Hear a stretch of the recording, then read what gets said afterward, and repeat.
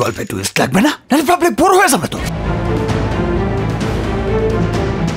ধীরে ধীরে ঘুরে দাঁড়াচ্ছে ঢাকাই সিনেমা। ঈদে মুক্তি পাওয়া 6টি চলচ্চিত্রের মধ্যে 4টিতেই আগ্রহ দেখাচ্ছেন দর্শকরা। সবাই অভিনয় ভালো লাগছে, সিয়ামরে অনেক ভালো লাগছে, মিশুকে ভালো লাগছে, শাকিব খানকে ভালো লাগছে। বরাবরের মতোই নেতৃত্বে শাকিব খান, তার অভিনীত তাণ্ডব বক্স অফিসেও তাণ্ডব চালাচ্ছে। দর্শকদের প্রশংসাও তাই তাকে ঘিরেই।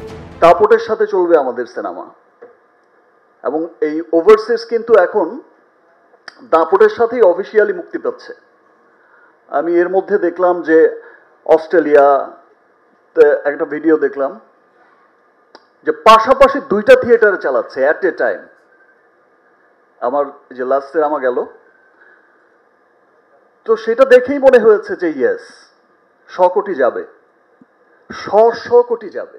আমার বিশ্বাস যে তাণ্ডব সকলের হৃদয়ের তাণ্ডব চালাবে।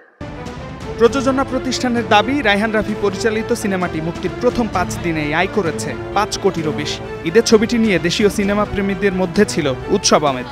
আমরা সাউথের মুভি দেখি, হিন্দি মুভি দেখি, সো ইটস ভেরি কমেন্ডেবল যে এখন বাংলাদেশে জাতীয় মুভি হচ্ছে, হাউসফুল হচ্ছে। আগে আমরা বলতাম বাংলাদেশের মুভি আমরা দেখি না, আমরা যাই না, নাক ছিটকানো ভাবটা চলে গেছে। স্টোরি লাইনটা অনেক ভালো লেগেছে, আর আমরা তাণ্ডব 2 এর জন্য ওয়েটিং, জানি আমরা আফরান, নিশু আর সবাইকে দেখতে পারি, সিয়াম আহমেদকেও। আমি শাকিব খানের আরো অনেকগুলো মুভি দেখেছি, আমার অনেক ভালো লেগেছে। হলগুলোতেও যখন দর্শকের উপচে পড়া ভিড়, হঠাৎ তখনই শোনা যায় ইউটিউব ও টেলিগ্রামে ছড়িয়ে পড়েছে তাণ্ডবের HD প্রিন্ট। এতে আইনি প্রতিকার চেয়ে মামলা করেন প্রযোজক শাহরিয়ার শাকিল।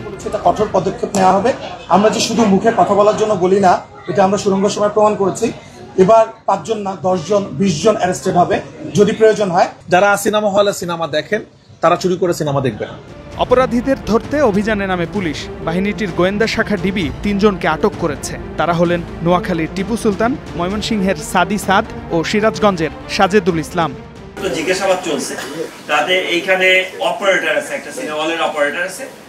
ওনার আপাতত একেবারে ইনিশিয়াল স্টেজের জিজ্ঞাসাবাদে উনি যেটা বলেছেন যে 2 জনের নাম বলেছেন যে যাদের মাধ্যমে উনি এটার পাইরেসি কপিটা পেয়েছেন। তা ওইটার ব্যাপারেও যাচাই বাছাই চলছে। যাচাই বাছাই চলে তাদের অবস্থান শনাক্ত করে এবং তাদের সামাজিক যোগাযোগ মাধ্যমে যে বিভিন্ন ইয়াগুলো আছে, ওই আপনার লিঙ্কগুলো আছে, সেগুলো যাচাই বাছাই করে তাদেরকে আইনের আওতায় আনা হবে তাদের সঙ্গে। এর আগে শাকিব খান অভিনীত সিনেমা বরবাদও পাইরেসির কবলে পড়ে। ছবিটি পরিচালনা করেন মেহেদী হাসান হৃদয়। শামীম বিশ্বাস, স্টার নিউজ।